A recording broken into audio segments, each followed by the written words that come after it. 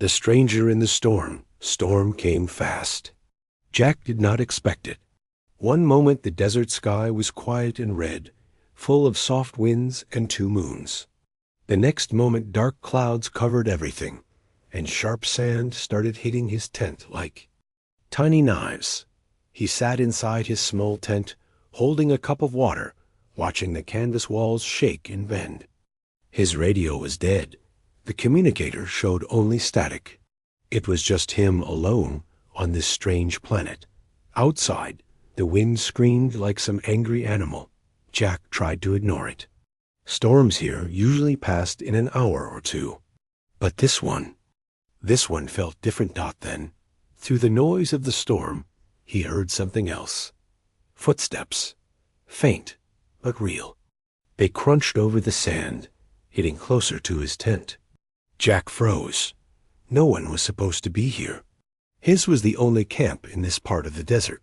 He carefully put down his cup and reached for his knife, just in case. The footsteps stopped. Right outside his tent. Jack waited. Silence. Then a shadow moved against the thin canvas wall. Tall, thin, and not quite human. Who's there? Jack called out. His voice sounded small against the roar of the wind. There was no answer. He stood up, holding the knife tight. The tent flap moved, and a figure pushed inside. Sand and cold air rushed in with her. It was a girl. Or at least she looked like one. She wore a dark cloak, torn at the edges, and strange boots that glowed faintly. Her hair was long and wild, full of dust. Her skin was pale, but in a strange way, as if it held a soft light beneath the surface. Her eyes caught his attention immediately. They were bright, silver, and deep, like 2 moons of their own. She stood there without speaking. The storm screamed behind her, but she didn't seem afraid of it. Jack lowered his knife a little, confused. You okay? You need shelter? He asked. The girl only tilted her head, staring at him. Jack took a step closer. Look, it's dangerous out there. You can stay here until the storm passes. Still, she said nothing. He pointed to the small heater in the corner of the tent. Sit down. Warm up. Slowly, the girl moved to the corner and sat on the floor, folding her legs under her cloak. She kept watching him, unblinking. Jack sat back down, feeling uneasy. He tried to focus on the storm outside, but he could feel her silver eyes on him. Do you speak? He finally asked. The girl blinked slowly. Then, in a quiet, soft voice, she said, You shouldn't have let me in. Jack frowned. What do you mean? She didn't answer. He stared at her, unsure if he heard her right. You're welcome, you know? I couldn't just leave you outside to die. Her eyes drifted toward his bag lying next to him. Jack noticed and quickly moved it closer to himself. You're human? He asked carefully. The girl looked back at him, and this time she smiled faintly. But it was not a kind smile. More like a secret one. Close enough? She murmured. Jack felt a chill run down his spine. The storm outside seemed louder now, the walls of the tent shaking harder. He checked his communicator again. Still nothing but static. He tried to change the subject. Where did you come from? There's nothing out here for miles. The girl didn't answer. Instead, she reached into her cloak and pulled out a small piece of metal, sharp, glowing faint blue, like a knife but stranger. She held it loosely in her hand, resting it on her knee. Jack tensed. What's that? She ignored the question. He felt the air grow heavier. Even the heater's warmth couldn't cut through the cold creeping into the tent. Suddenly, the storm outside changed its sound. There was a new noise now, low and heavy, like footsteps in the sand, but not human footsteps. They were heavier, and they came closer, circling the tent. Jack got up and moved to the flap. He lifted it slightly and looked outside. Nothing but swirling sand and darkness. But the sound was still there, Dot, he turned back to the girl. Are you being followed? She looked at him for a long moment before finally speaking. They're here, she said quietly. Jack's heart started beating faster. Who's here? She didn't answer. Instead, she stood up slowly, her cloak falling around her. She held the glowing blade firmly now. Jack backed up a step. Look, if you brought trouble to my camp. The girl's silver eyes fixed on him, and she spoke again, this time louder. You were always part of the trouble, she said. Before Jack could say anything, the tent shook violently, and a dark shadow moved past the thin canvas.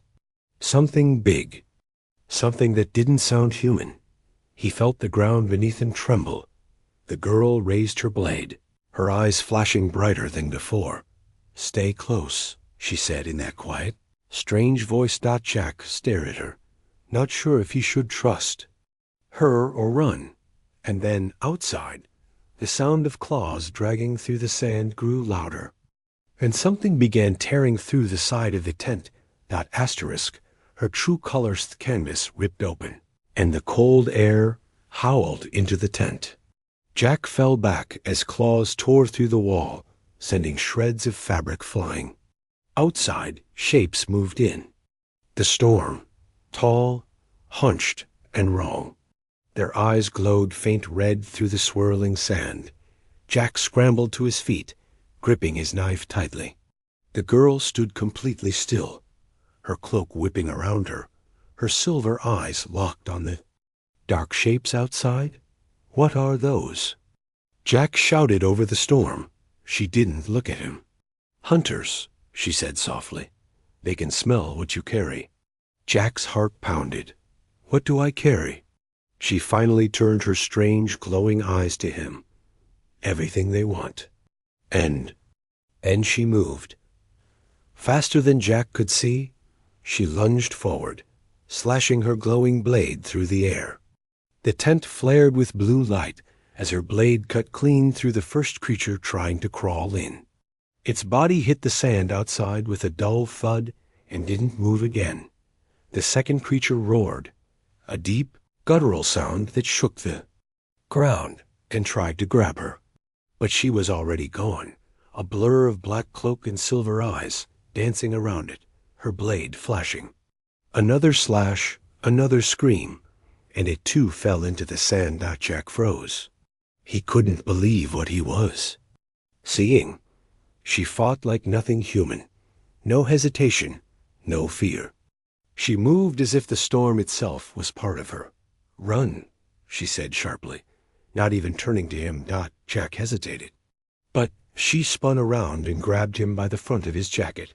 Run, she hissed, her face suddenly very close, her eyes glowing brighter now, almost white. If they surround us, you die. If you run now, you might live. Jack swallowed hard and nodded. He grabbed his bag, holding it close without even knowing why. She shoved him toward the opening in the tent. That way, toward the cliffs. Don't stop. Don't look back. He stumbled into the storm, the sand slashing his face and hands. He heard her behind him, her blade humming, the creatures roaring as they fell one by one. He ran. The desert stretched endlessly ahead, dunes rising and falling like frozen waves. The wind tore at his clothes, filling his mouth and eyes with dust. He didn't dare look back, but he could hear them.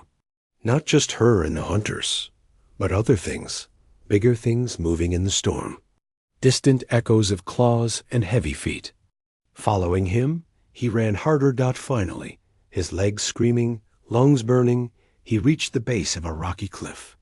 The wind here was less violent, and he collapsed against the stone, gasping. Then he felt it, a hand on his shoulder. He spun around with his knife raised, but it was her. She stood there, breathing steady, no scratch on her. Her blade was gone now, but her eyes still glowed faintly. You're slower than I expected, she said. What are they? Jack panted. She tilted her head, as if deciding how much to tell him.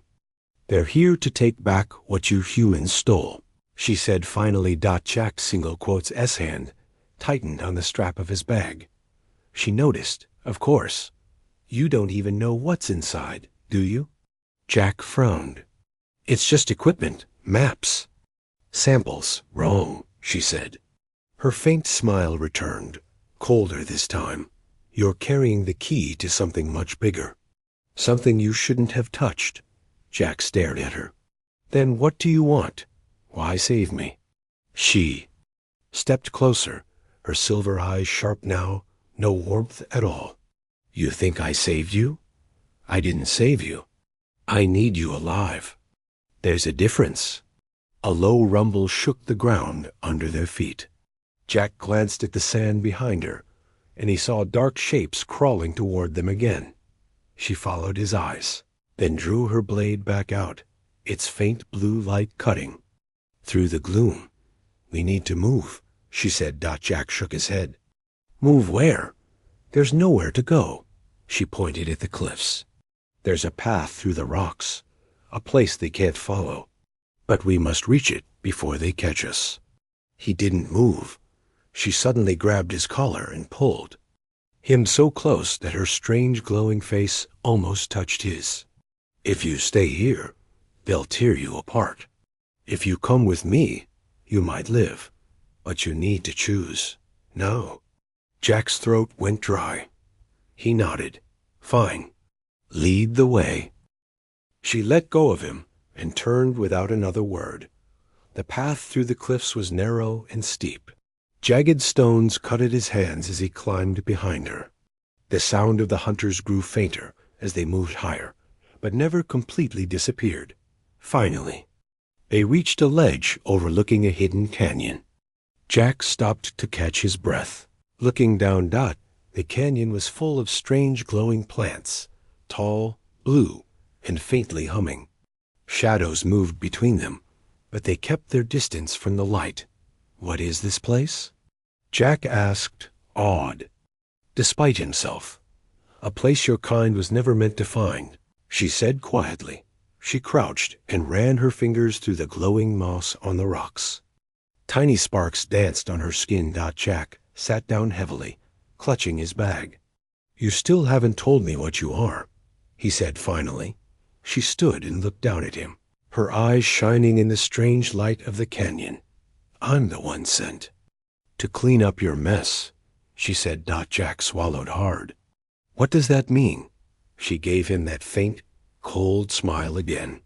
It means, she said softly, I don't have to keep you alive forever. Only until you open the door. Jack stared at her, but before he could ask anything else, a deep roar echoed through the canyon. The shadows below began moving toward them, faster now, climbing the walls. The girl turned, her blade flashing back to life. Stay behind me, she said. Her voice was calm, but her grip on the blade was tight. What if they catch us? Jack asked, his voice shaking. She glanced over her shoulder, her strange eyes gleaming. If they catch us, she said quietly, you'll wish you had died in the storm. And with that, she stepped to the edge of the cliff and leapt down into the glowing canyon, her blade slicing through the darkness. Jack stood frozen for a moment. Then, clutching his bag, he followed her into the unknown. The chase begins. Glowing canyon swallowed Jack as he followed her down the rocks. His boots slipped on the strange blue moss, and the air felt heavy and alive, buzzing faintly like distant electricity. The girl moved like a shadow ahead of him, silent and fast. She didn't look back. Her blade still glowed in her hand, a thin, blue flame cutting the darkness. Below, the canyon opened into a labyrinth of tall plants and stone pillars, all shining with that strange inner light.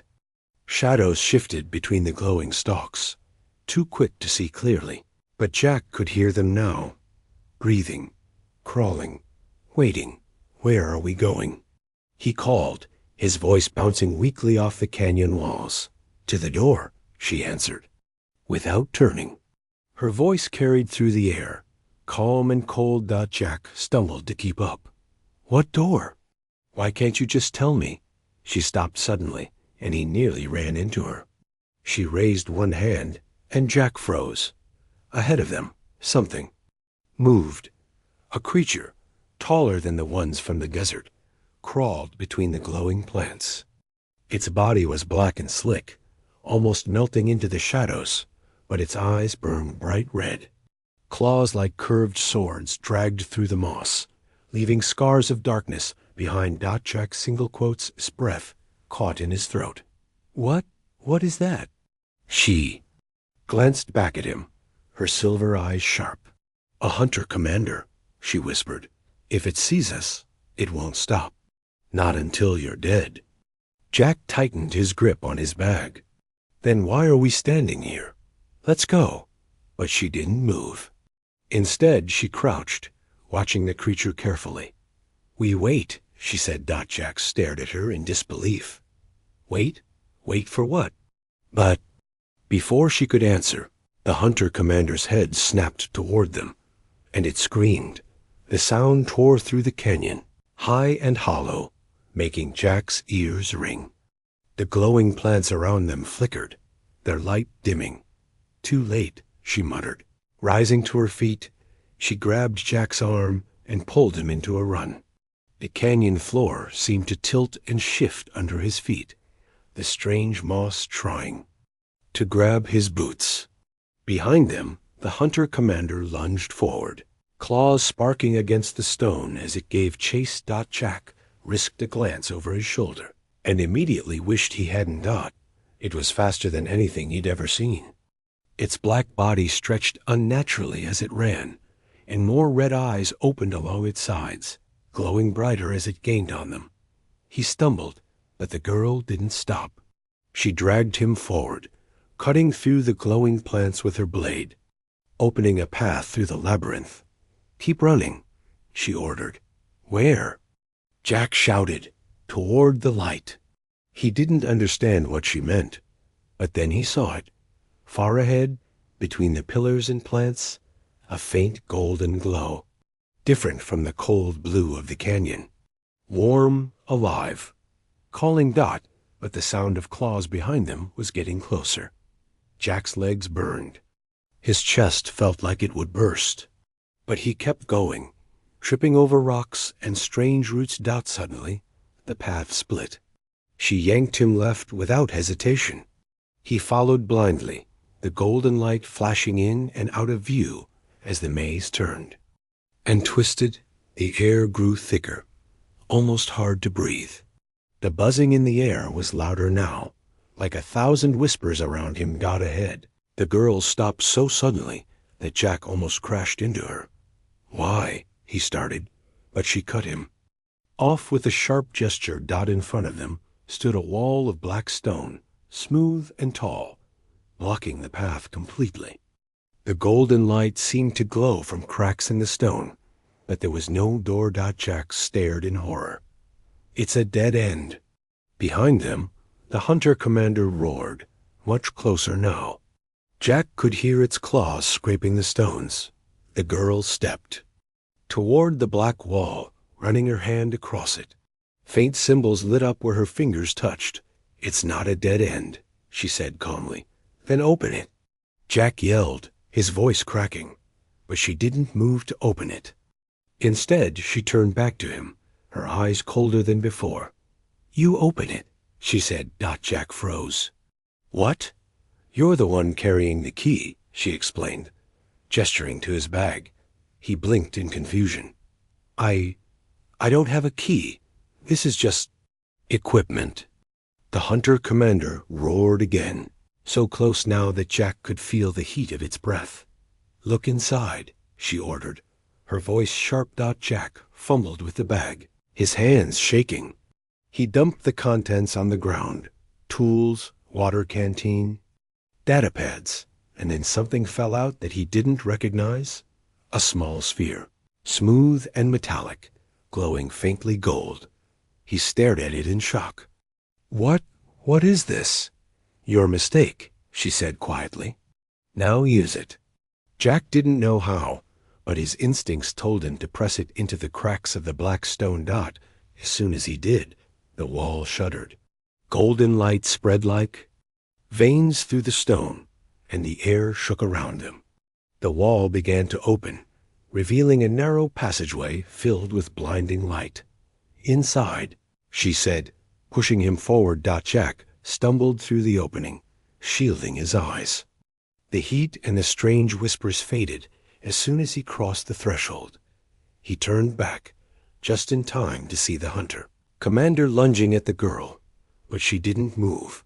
Instead, she raised her blade and caught the creature mid-air. There! Clash shook the ground, sending a shockwave through the canyon. Double quotes go. She shouted over her shoulder, her voice filled with a strange energy he hadn't heard before. Jack hesitated. "But if you stop now, everything dies," she snarled. And then the light behind him pulled him forward. He stumbled into the golden corridor, the wall closing behind him with a heavy sound. The roar of the hunter commander was cut off. Instantly, silence. Jack stood there in the golden passageway, breathing hard.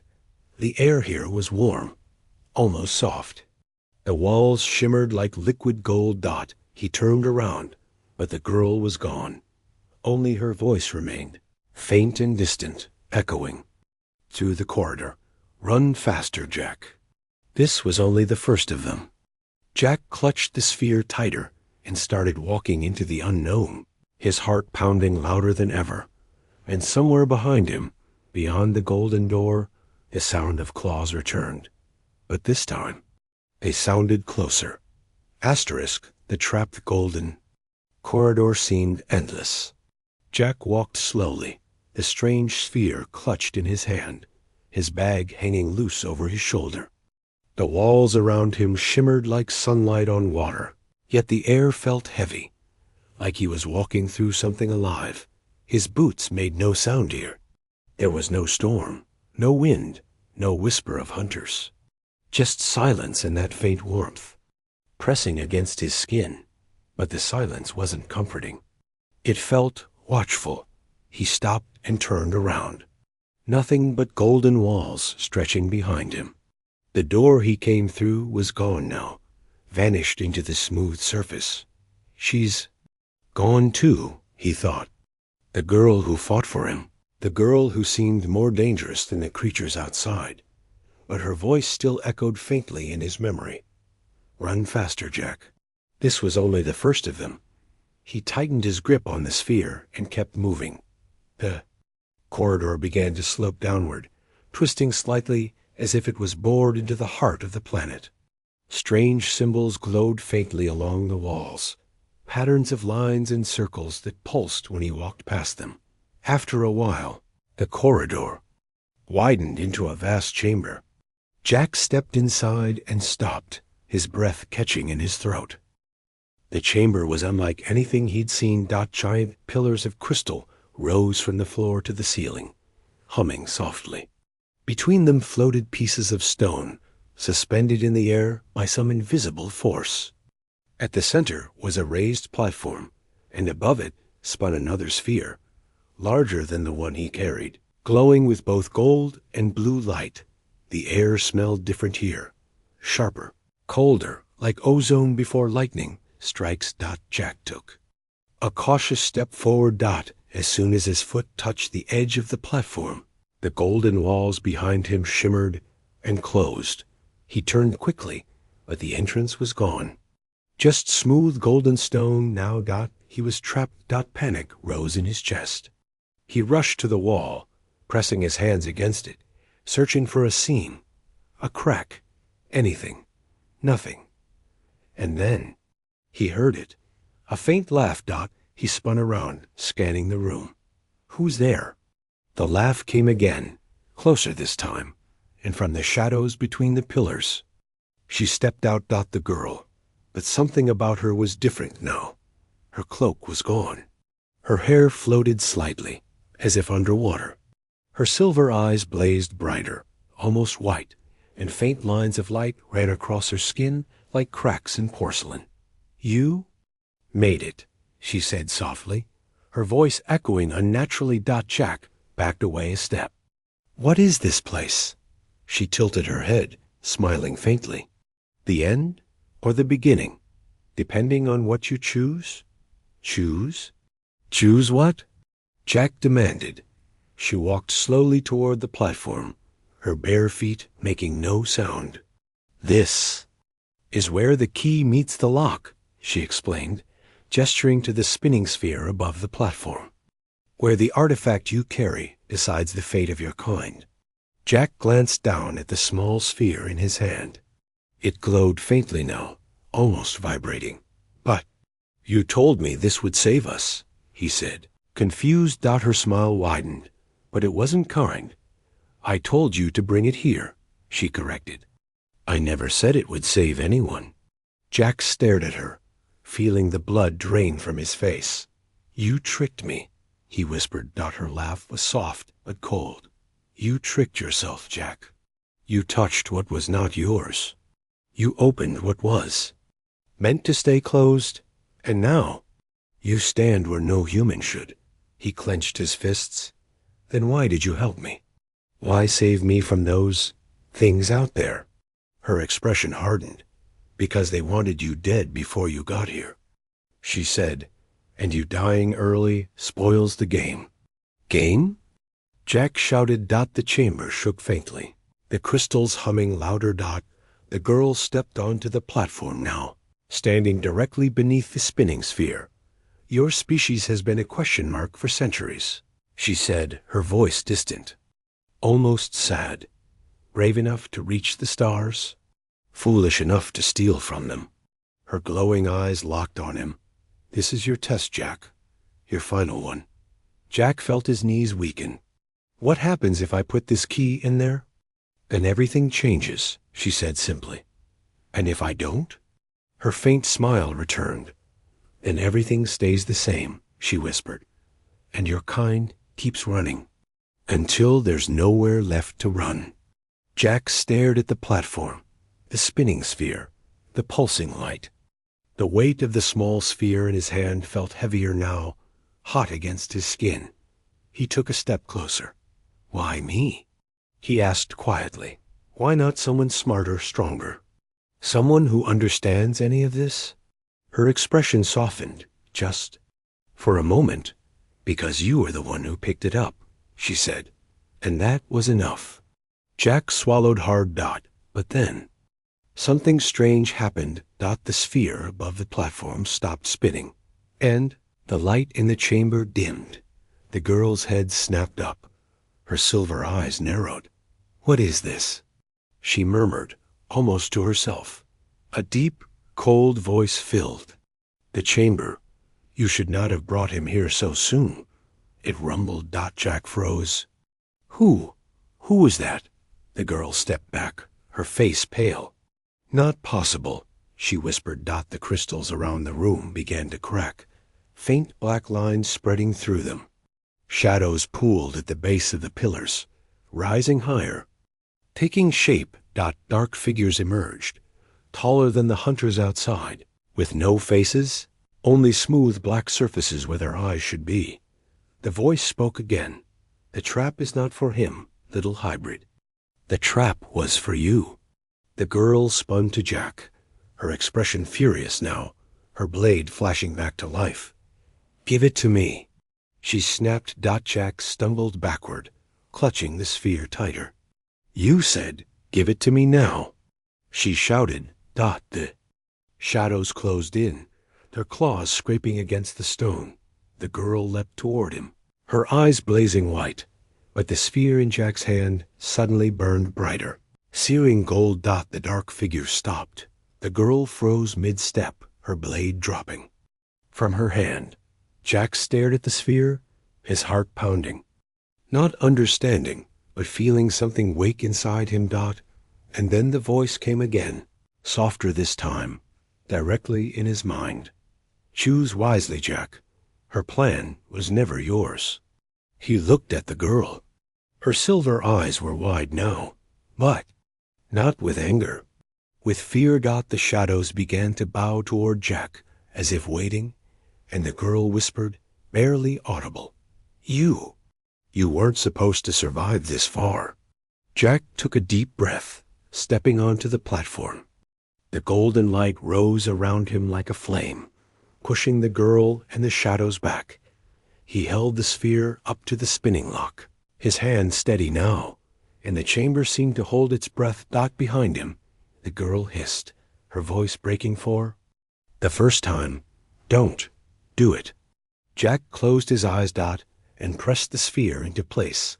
The platform exploded in light. And everything went silent. Asterisk the choice light. So much light Jack thought it would burn his eyes out. But he couldn't look away. The sphere in his hand sank into the platform, and golden fire shot up into the air, wrapping around him like a living storm. The floor beneath him cracked, and the chamber shook as if the whole world were breaking apart. He heard the girl scream, but her voice was drowned by the roar of the light. And then silence. When the brightness faded, Jack stood in a place that was not the chamber anymore. The air was cool, thin. The ground beneath his feet felt smooth, endless, like glass. Above him stretched a black sky full of stars he didn't recognize, and 2 massive moons, both cracked, both glowing faintly. But what stole his breath was the thing standing ahead of him. A figure, tall, faceless, made entirely of faint white light, stood on the empty plain. It radiated no heat, but its presence made Jack's knees weak. And the voice came again, not through his ears, but straight into his head. "You came farther than we thought." Jack swallowed hard, his heart hammering. Who are you?" The figure tilted its head. "We are what remains of those who built the key you now carry." Jack glanced down at his hands, but the sphere was gone now. In its place was a faint mark glowing on his palm. "What do you want from me?" he asked, his voice trembling despite himself. The figure stepped closer, moving without sound. Its face lowered to meet his. "We want nothing. You are the one who wanted. You are the one who touched what you did not understand." Jack frowned. The girl, she said it was a test. Is that true?" The figure paused and answered, "Yes, but not the kind she believed it to be." Jack felt a chill at those words. "What does that mean?" "She thought you were here to prove if your kind was worthy of the stars, to see if you could be trusted with the power hidden here. But that was not the real test. Then what was it?" The figure's faint light flared slightly. "The test was to see if you would trust her." Jack froze.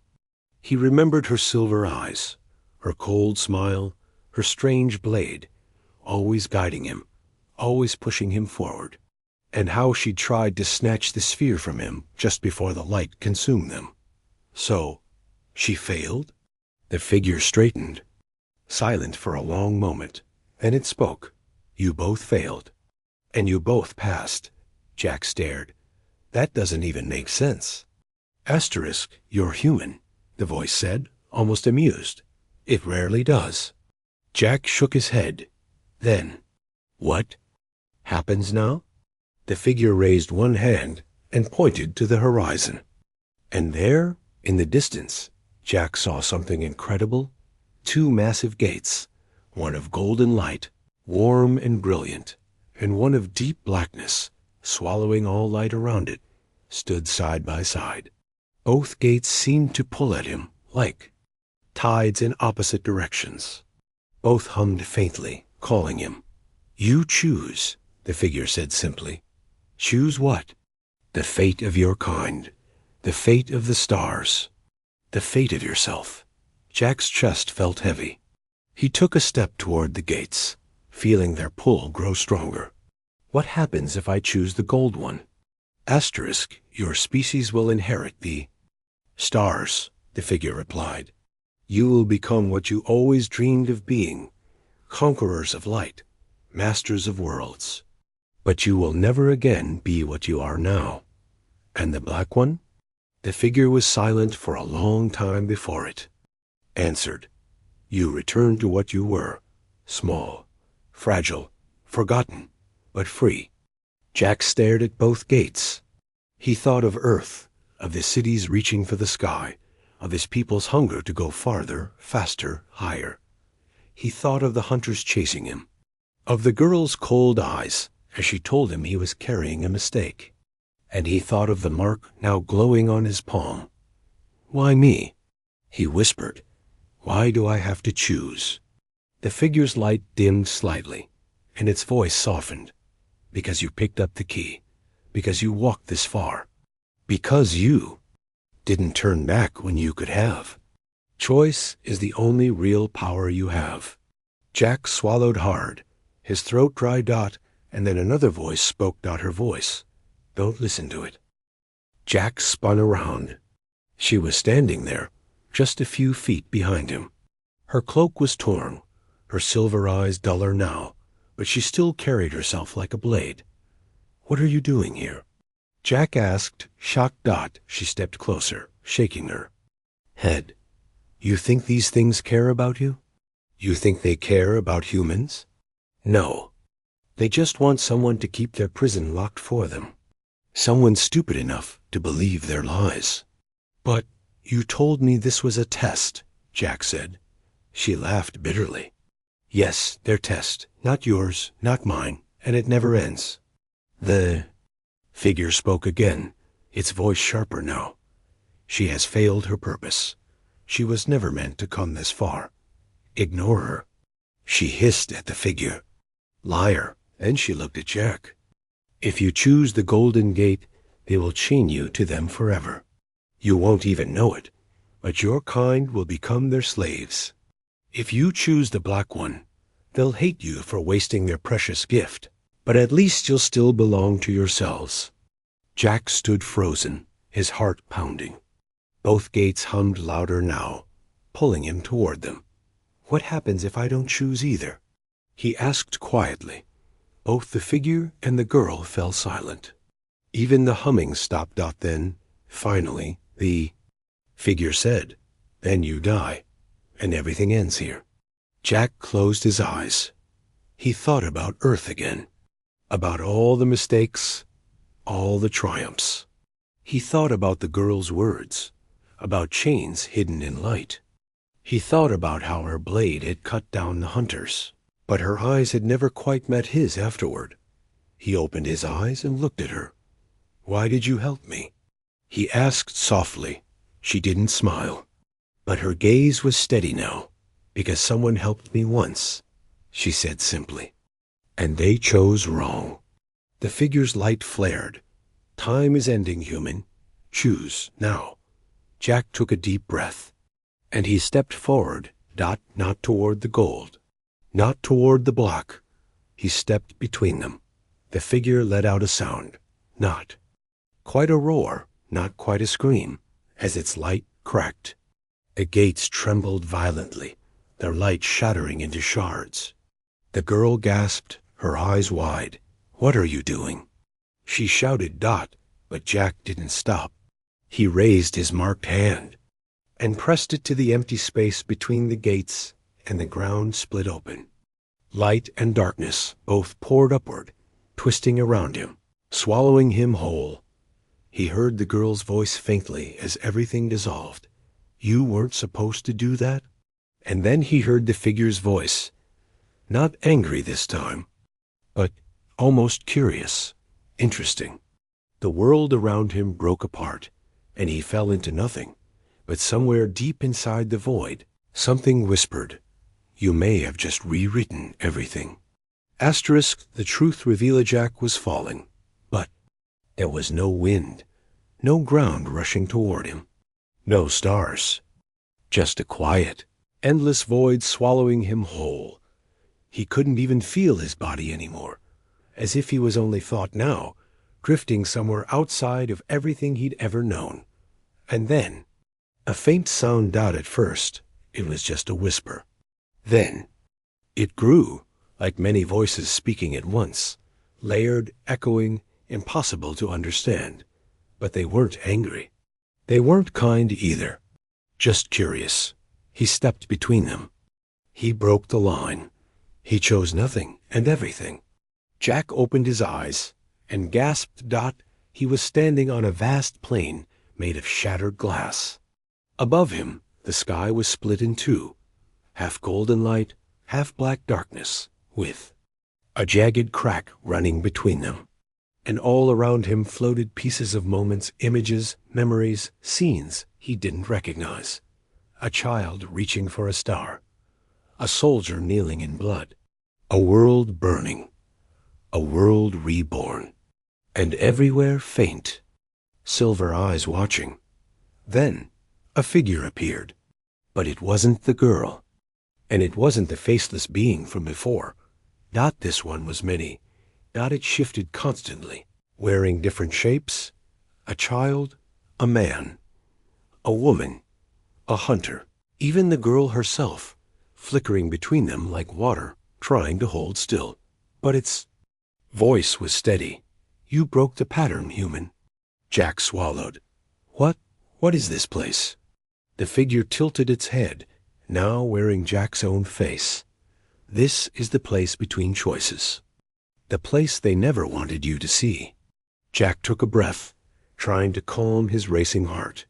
And who are you? The figure's shape shimmered again, now something entirely alien, with long limbs and glowing veins. We are the architects, the ones who built the gates, the ones who wrote the test. Jack's fists clenched. You've been controlling everything, haven't you? Her, me, the hunters, everything. The figure's expression didn't change, but its voice grew softer.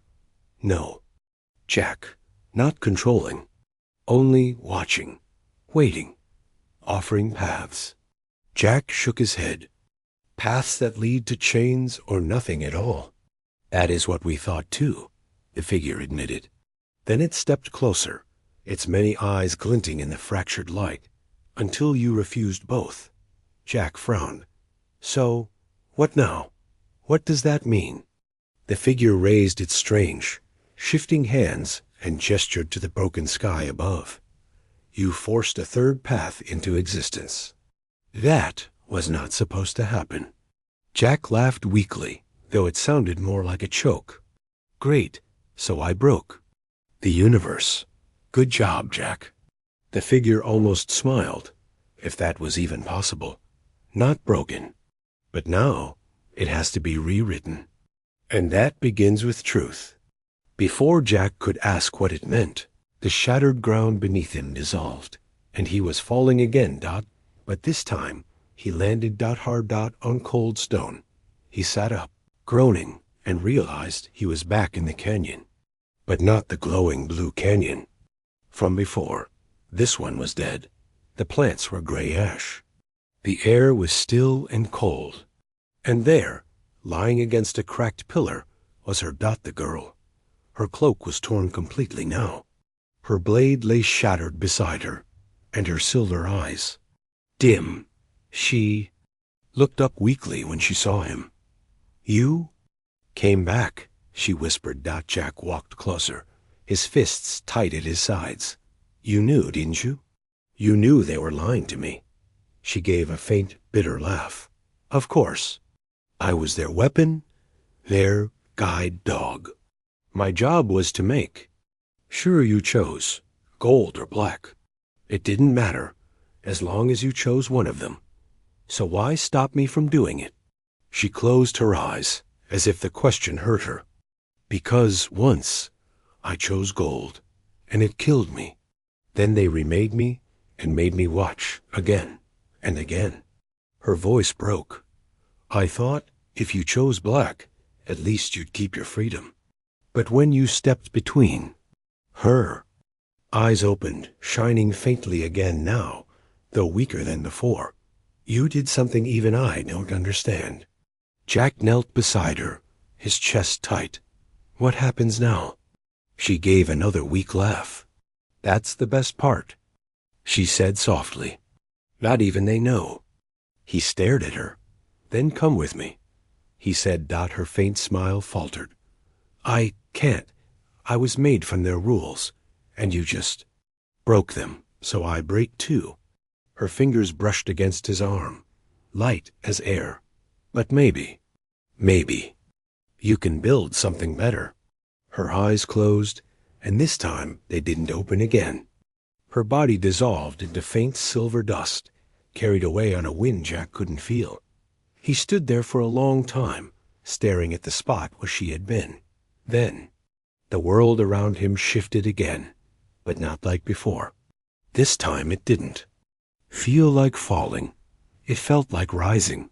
He blinked and found himself standing. Somewhere impossible, not a room, but not a room. Its floor was made of water that didn't ripple when he stepped.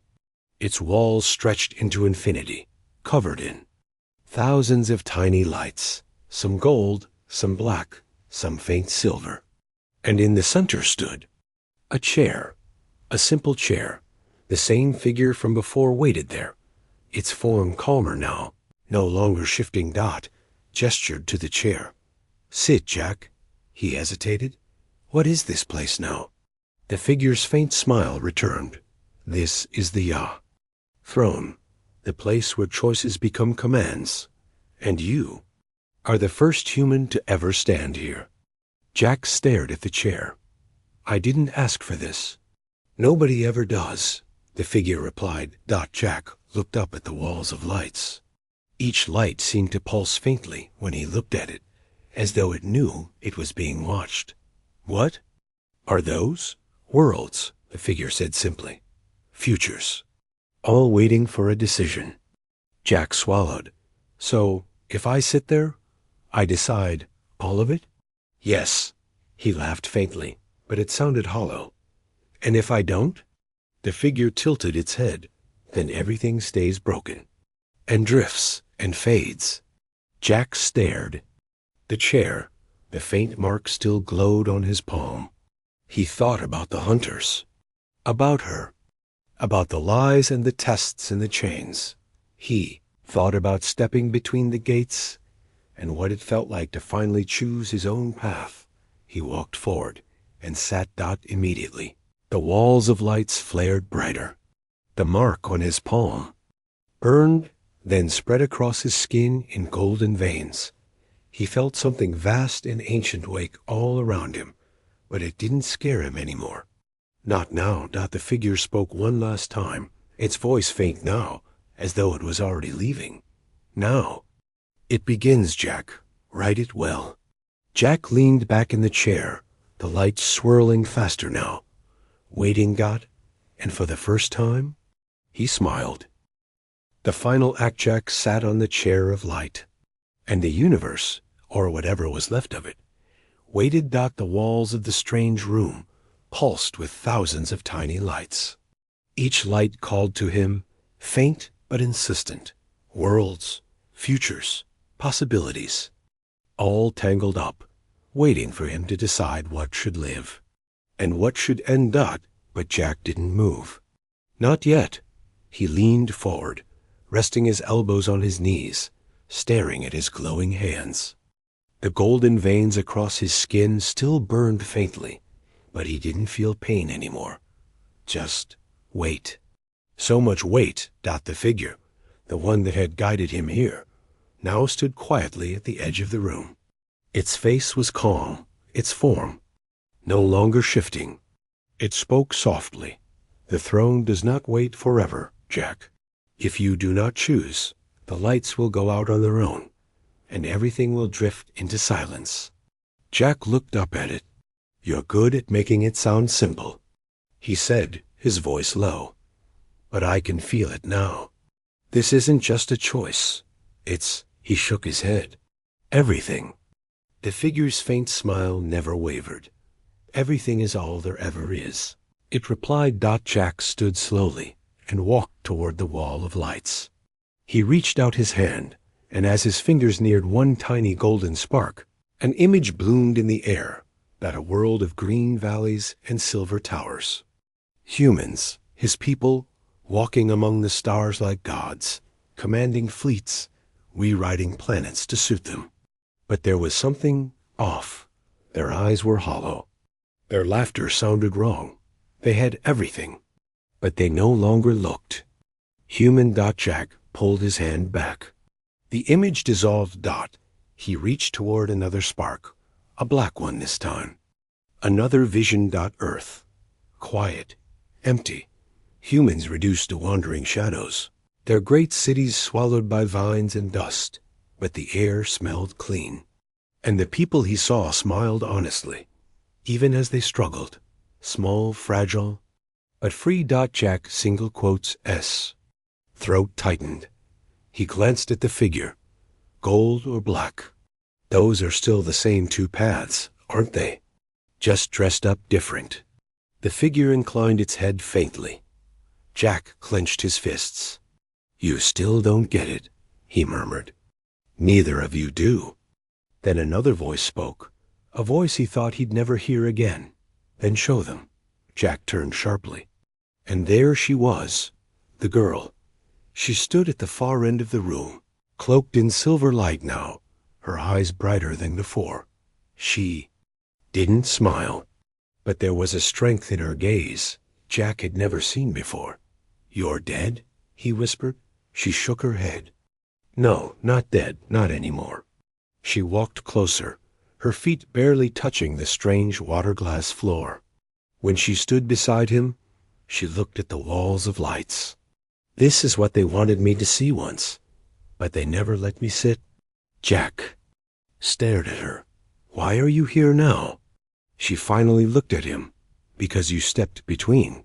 You cracked the rules, and now they can't stop me anymore. Or you. The figure spoke again, louder this time. Enough. This is not her place. She was written to guide, not to command. Send her back. Jack turned his back on the figure.